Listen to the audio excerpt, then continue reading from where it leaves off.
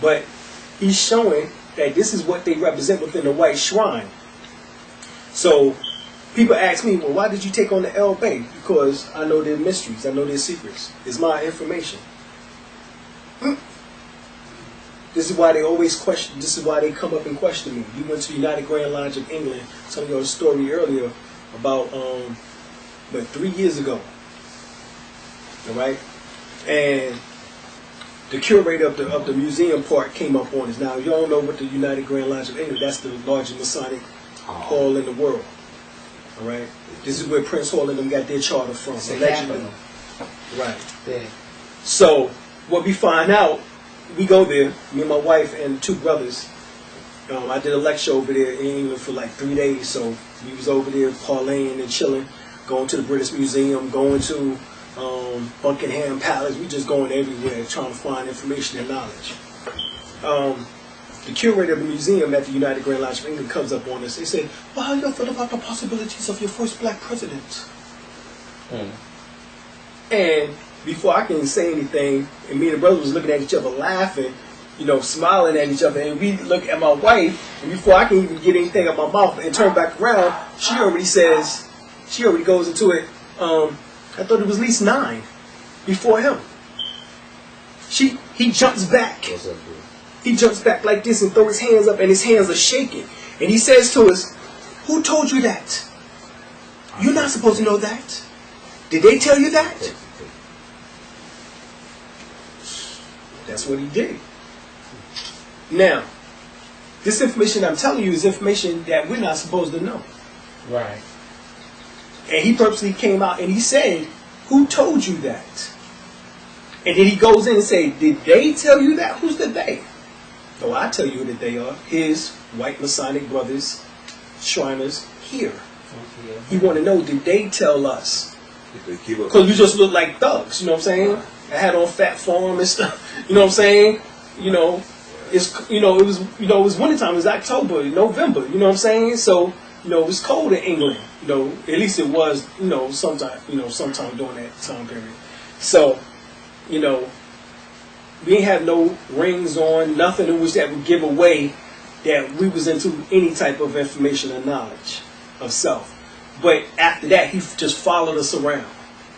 And he was like, okay, he trying to get... So I kept telling him, he's trying to get more information.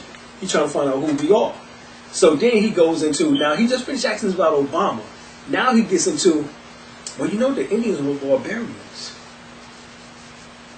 Why would he have to say that? Now, he just went to the possibilities of our first black president. Now he's talking about the Indians are being barbarians. What's he trying to tell us? That the Indians are blacks. And that they was barbarians and we had to come and civilize them. But is that true? Because that was a key word. Because I told my wife, I said, don't get upset. Because she was getting upset. Because she was getting ready to say, you talking about my ancestors, my people?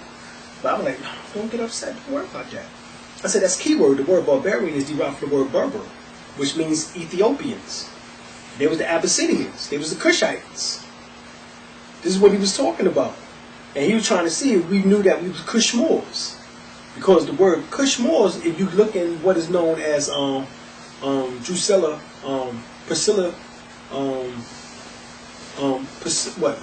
D. Houston, in her book, The Wonderful Empire of the Ethiopian Kushite Empire. If you look in that book, she specifically says that the Moors, that the Kushites was called the Kush Moors. And they spelled the word Moor, M-O-E-R. Okay? So, she shows you in there. So that's what he was trying to see if we knew that information. In order to, because we already combated the nonsense that he just gave forth. He thought we were just going to say something like, oh yeah, we think Obama is going to be great for the country and, and all this, He thought he was going to come with the basic Negro mentality type of thing. But then when my wife said, yeah, man, I thought there was at least 9 before him. And he jumps back. And that showed us right there that that's something that we weren't supposed to know. You know what I'm saying? So they holding secrets. However, I'm revealing them. And so here we have a picture of, guess what? These are Nazis. During the time of Adolf Hitler. What they have on their heads. Yeah. Yeah. These is Filipinos, Chinese, Fish. Malaysians, Vietnamese. What do they have on their heads? Fish. Okay. These are Ethiopians. Fish. What do they have on their heads? This is Haile Selassie sitting in the center. What? His main court people have what on their heads? Fish. Exactly. How far back that date? This is 1924. 1924. 1924 in Jerusalem. Okay. In Jerusalem. Wow. Okay. So, another name for Mason or Mason is Heru. According to Jeremiah, he breaks it down. Of course, once again, that means the child of light. This is Dr. John G. Jackson, a man, God, and civilization. He states that the term Freemason was traced back to the ancient Kemet Empire, Egypt. It came from a combination of two Kemetic words, free, which means the sun, and mes means a child, meaning child of the sun, or a son and daughter of light. This is John Jackson, 1972. All right. Higgins also, F.C. Higgins also defines Freemason as the same as above. All right, and his coming from 1923. So many scholars speak of that. So here we have that Mason or Messiah, Mess means the what? The Christos, the anointed, a divinely sent teacher or spirit, a messenger of God. The true root of this word is Egyptian Mes, as you see here, or Meska, place of birth and rebirth, with the generation and regeneration, or the rebirth of a Messiah. All right, the Messiah were the incarnations of the Son, were concealed, buried, and arose from the dead, and were symbolized in the raising and the setting of the sun. All right, the Messiahship represents a cycle and was wholly dependent upon the fulfillment of the cycle of time. When the sun was elevated above the female or the moon, and the child El, Aten, Adonai, Imhotep, and other sun gods personified a Messiah, they became known as the son of the father instead of the mother. All right, this is all symbolism. Yeah, I understand what's going on because that's talking about the birth of Jesus, right? Right. In other words, it's talking about the three phases of the sun. And it's talking about the phases of the sun, how the sun rises. Right, over the horizon, so hence Heru, into the apex, you know what I'm saying, in the afternoon. Right. And this same story is about Heru. Right, which is Adon or Aten, you know what I'm saying, Adonai. And then as it goes down, you know what I'm saying, it becomes Atum. Hence it goes into the tomb, hence it sets, sunset. Alright, so this is the three phases of the sun, but you have a sun within you in which that sets in those type of phases also, in which that they don't talk about, because as above, so below, as within, so without. So John G. Jackson wrote Stolen Legacy. He writes, the Egyptian Mystery School and Neophyte Initiation, this sophisticated system of learning was of an African origin and not indigenous to Greece and Rome, as traditional Eurocentric scholars have falsely maintained. But Plato, Aristotle, and Socrates sat directly or indirectly at the foot of African sages who inspired them to enlighten Europe. All right. Then you also have Manly P. Hall, 33 Degrees, Freemasonry of the Ancient Egyptians. He writes, it is now generally acknowledged that the Egyptians, as well as the ancient people, were the most learned in the occult science of nature. The wisest of philosophers from other nations visited Egypt to be initiated into the sacred mysteries by the priests of Thebes, Memphis, and Heliopolis. All right, in which he says, in Freemasonry is hidden meanings. This is written by George H. Steinman. Regardless of the origin of the modern lodge or the name Freemason, you can, after freeing the symbolism of modern adaptation, discern in Freemasonry that the outline of the teachings of the ancient mysteries of Egypt. Now, this is G.M. James. And G.M. James was also a Freemason because he revealed that information in Stolen Legacy. They found him dead with his throat cut and his tongue taken out. All right? And if you was a Mason and you told the secrets, you have to pay with your life because if they found out. And they found out because your word was bond. You know what I'm saying? That you wouldn't break that oath. Right. Right? But here's the origin and evolution. But see, get the books. That's what I did. Get the books. You know? But here the books, it says the origin and evolution of Freemasonry connected with the origin and evolution of the human race. So Freemasonry is a direct expression of the experience of the human race, is the archetype of the minds of the original people upon the planet Earth, who are, i.e., your ancestors. One scholarly Freemason named Albert Churchward, 30-degree Freemason at the time of his writing, wrote extensively about the Freemasons and his African origin. He was honorable enough to reveal that the order of the Freemasons originated amongst said blacks in Africa. His book was written in the early 1903. Churchward research also revealed that the origin of the mythos, religious doctrine, and masonry came from the early Africans in ancient Egypt and the Great Lake region, source of the Nile. And the Pygmies were the primary men that evolved from Central Africa around the time of the source of the Nile. This is 1903. Churchward had this to say about the Africans being the original people of the human family. We say that the human race originated or was planted in the northeast of Africa, including the source of the banks of the Nile, and that it was a very important fact to note that here that the symbolism, the symbology, has been carried down amongst ourselves to the present day. So through them is how the Europeans soon end up with some type of information, which was the first originally 3 degrees of a 9-degree system, in which that Albert Pike, when he came upon the scene, he put the honorary 30 other degrees to it to make it 33, in which that actually was symbolic, because Jesus was said to die at the age of 33, but it also was symbolic to the 33 vertebrae in your back. Hence, which is referred to as Jacob's ladder. That's Jacob's ladder. It's your vertebrae in your back. 33 steps. That's what that is symbolic to. All right. Here you have the ancient mysteries called the Herbach teachings. Like we said, the light teachers also called the inner traditions. Another name for the sacred teachers is called Harka, all right, which is symbolized another name for Tahuti. Together it is called the mysteries of the lesser or lower self and the greater higher self mysteries, or what is known as Samatawi, also referred to as Islamism and Moorish science. Right? These become the more modern day names for this. All right, here is 33 degrees on the Scottish side, symbolized by what we just finished talking about. And here are the degrees on the York side. All right, the York side came by way of the Yorkshire Moors. This is actually where the York rights actually came from originally. All right, Prince Hall actually was Benjamin Banneker of El-Bey Emmanuel Moor Ali. All right, and King George at the time, in which that the Europeans was fighting, he petitioned King George, who was married to Queen Charlotte. Both of them was Moors. They was black, and they sat on the throne of England at that time period.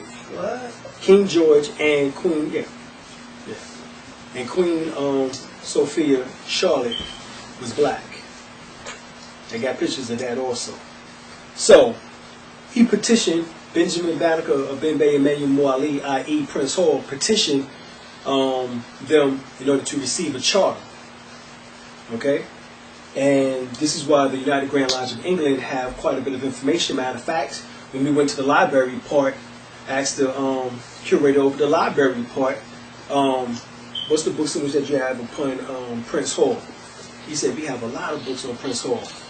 And so he just kept bringing me lists and lists of books back, and he told me that next time I'm in London, they'll come and pick me up from the hotel, give me breakfast, and plus give me access to the whole library in order to do my research. All right? So, these are the Yorkshire Moors family crests. This is taken from J. Rogers' Nature Knows No Color Line, as well as also his other book called Sex and Race Volume 1. All right? Now, Samatawi, which is the lower self, higher self, that is based on the 102 and the 101 keys mentioned as our authority. On the front of it, it would be mentioned as the 101 questionnaire or questions in order to ask a Moorish children or Moorish American. But this is what it says in the degrees. What is the devil sometimes called? The lower self. How many selves are there? 2. Name them. The higher self and the lower self. What people represent the higher self? The angels who protect the holy city of Mecca. Well, what people represent the lower self? Those who was cast out of the holy city and those who accepted their teachings. What does it say in the justice degree about what must Muhammad or any Muslim do in regards to the 4 devils? What is the duty of each Muslim in regards to the 4 devils? Right? Because they were weak and wicked. And if you allow for them to live, it will strike someone else. Yeah. But at the bottom of that, what does it say? It says specifically that you receive free transportation to the holy city of Mecca in order to see Prophet Muhammad. To see Muhammad, my brother Muhammad, as he says. So, the holy city of Mecca is symbolic. It's talking about the holy city of Mecca, the Garden of Eden, all of that is talking about your mind state. That's what that is talking about. So, here, what is the highest self? The highest self is the mother of virtues and harmonies of life, breed justice, mercy, love, and right. Right? Can the higher self pass away? No. Why? Because it is Allah in man. What does the lower self breed? Hatred, slander, lewdness, murder, theft, and everything that harms. What did the higher self say to the lower self at one time when he met him? Where are you going, Satan? And what was the answer the lower self gave to the higher self? I'm going to and fro on the earth seeking whom I may devour. Has he finished his task of devouring? Yes. What was his time declared out? When they nailed Jesus on the cross. Alright? All that is esoteric. What he's talking about, real simple, is this right here. Which is, Sematawi means the union. Alright, when you get into the breakdown with the word religion, from the word Latin, is a Latin word in which that means religo, which means the buying back. You can look this up in the Strong Concordion's Bible. Alright, or Strong's Exhaustive Concordion's Bible. And it says, when you look in Aramaic and Hebrew, it specifically says that that religion is taken from the word taken from a Latin word which means the religo, which means the bind or to link back. Right? Then you look at the word yoga in Sanskrit, it means union. Alright? So religion, peace. So when you talk about religion, yoga, Sematawi, which is Islamism, when you're talking about this tie or the bind back, it's talking about the lower self and the higher self. And this right here symbolizes that. Right? That above, that previous depiction shows the now deity happy in his dual form, binding the semi symbol. That's what that symbol was.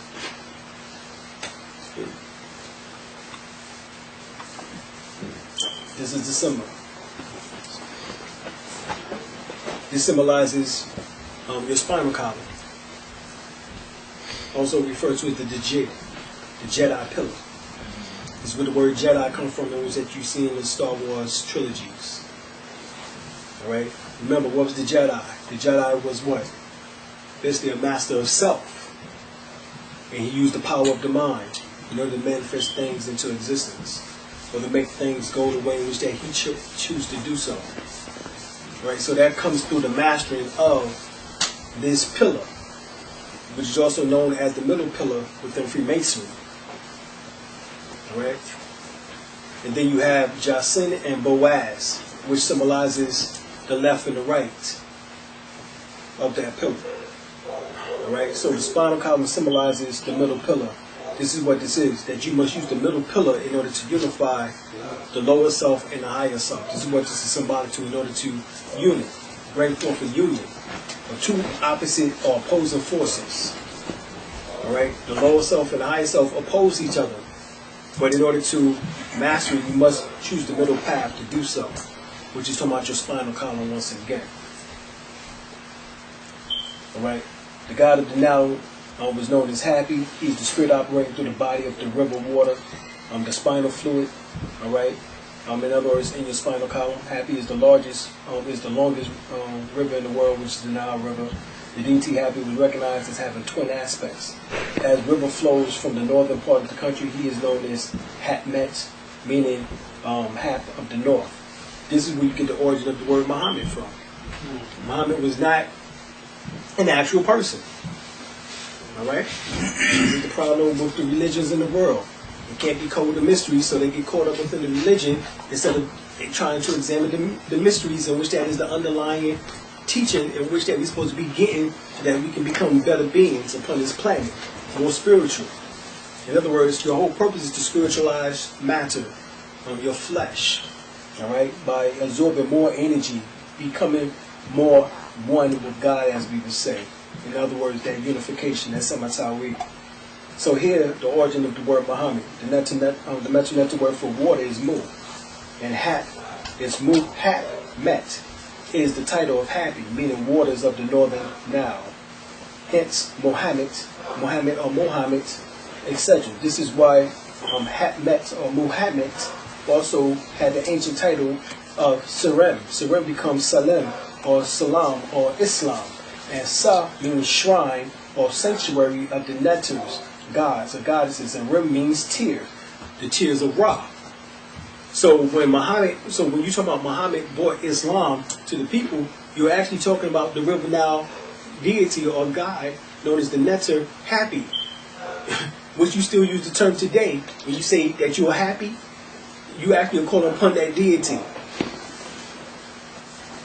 See, these are the tricks in which that is being portrayed, you know what I'm saying, and being done, that you still have your ancient Kemetic teachings. It's even in the words which that you speak on an everyday basis. The word mother is from the word muther. M-U-T-H-E-R becomes M-O-T-H-E-R. All right? But that is an ancient Egyptian word, Metunetu word. All right? The word father from the word patara. P-T-H-A-R-A became F-A-T-H-E-R. The word cousin is from the word Kansu. K-H-O-N-S-U became C-O-U-S-I-N. The word aunt came from the word ant. A-N-T became A-U-N-T. So even the words that you use on an everyday basis as far as your family structure, comes from the ancient words of Egypt, Kemet. We still use hundreds of those words today in our language and in our talk. All right? So here you have the origin of the word Islam. So thus, Surem is the title of happy, meaning the river Hat is a shrine, sanctuary of the divine tier of Arset, Sepetet, which is Sirius. This title, Surem, understand that R and L's are interchangeable linguistically, is changed to Salam, Salam, Islam. This is why it is said that Muhammad, waters of the northern Nile, brings Surem, Islam, to the people. All right? This is the origin. If you notice, I'm showing you the origin of Christianity, Islam, Judaism along the way. Because you need to know that this is still your ancient teachings. All right? Right, it's all one and the same. This is why they're known as the monotheistic belief system. The word mono means one. All right? The word mono within Greek means one. Latin, it means one. All right? So this one teaching, the word theos means God. The one God teaching. That's what it means, monotheism. All right? So, you talking about the one God teaching. All right? Christianity, as we've seen, came from the word Keres Ani, which is a form of Hebrew. All right? Islam, as we've seen here, come from the river god Happy, in which that is called Serem, which is actually the tear of Ra, and his daughter Arset. Okay? Then you have Judaism, who comes from Jehuti, which is a form of Tahuti. Right? Hence the reason why they call themselves Jews. So So this is where all this is coming in at. All right. So here, Muslim comes from the word Mesra. In Arabic, the Hebrew is the word Misrum. And Misrum or Musirum, and Misrum or Mirs is the derived of the Coptic word Misori, which is derived from Misra and Misura, meaning birth of Ra. This is the title of Ra operating through the sun during the summer solstice. Hence, a Muslim or Muslim is in Arabic derived from the Metu Neter Egyptian word Mesram. According to Ra Papyrus, people are born Mes of the tear, Ramu, which came from the eye of Ra. All right. If you go to, according to Brother J. Blakely Bey, he was the supreme grand advisor, moderator in the Moral Science of American oral traditions and statements and prophecies of Prophet Noble Ali. He states that Muslims are not made, they are born. Because you're talking about a mind state. When you're born a thing into existence, talking about your consciousness. All right, but here's the word Yahuti, and in this side here you see the word Jew. All right, this is where it comes from. Yahuti, and the origin of the word Jew. All right, the word Yahudi or Tahudi means guardian, ruler, invoker of the moon. In other words, symbolic to the controller of the waters. Your body is 90, your brain is 90% water. Your body is 75% water. Your spinal column is 85% water. Your blood is 90% water. You know, so you are an aquatic being. All right, you appear to be, you know, you think that you are just a solid being, but you're mostly water. All right, only 25% of you is actually apparent solid. The other 75% is liquid. All right, so here, as early as the pyramid text, which is going back to 2400 BCE, Pharaoh is said to be the carrier over the celestial river of the winds of Tahuti, considered to be the mightiest of the gods. And Thoth and Hermes, or as other names, is this from Thoth is actually the word thought from that we use in our everyday language. I thought that was the truth. Well, whenever you say something like you thought that was the truth, you actually are calling on that force, you know what I'm saying, which is Thoth, which is Tahuti. And you got to understand, bless you, and you got to understand, when we talk about gods, we just talk about forces of nature. Not gods in the sense of the way that you've been programmed God to be. All right? For example, our teachings, according to the ancient Egyptians, was that everything has a spirit. Water has a spirit. The trees have a spirit. And that same spirit that's within the water, that's within the trees, is the same spirit in which that moves your physical body, that animates you. That's God. All right? This is how we seen God. We didn't confine God in the box in the theology. All right? So where did Mother Nature come from? Metu Neter. Okay. That's the ancient word. Right. It's Metu Neter. Bound back on there. And I just showed you the word Metu Neter, which means the sacred word of God. Okay. That's what the word Metu Neter means, which becomes Mother Nature. Or Moor Neter. Moor Neter, you know, Mut, you know what I'm saying, symbolizes the feminine. Heru symbolizes the light. All right, and then Neter means force, power, or God. All right. So whenever we look at it like that, we're talking about a force of nature in essence. All right. So we're talking about the power in which that backs you and which that moves and runs through you.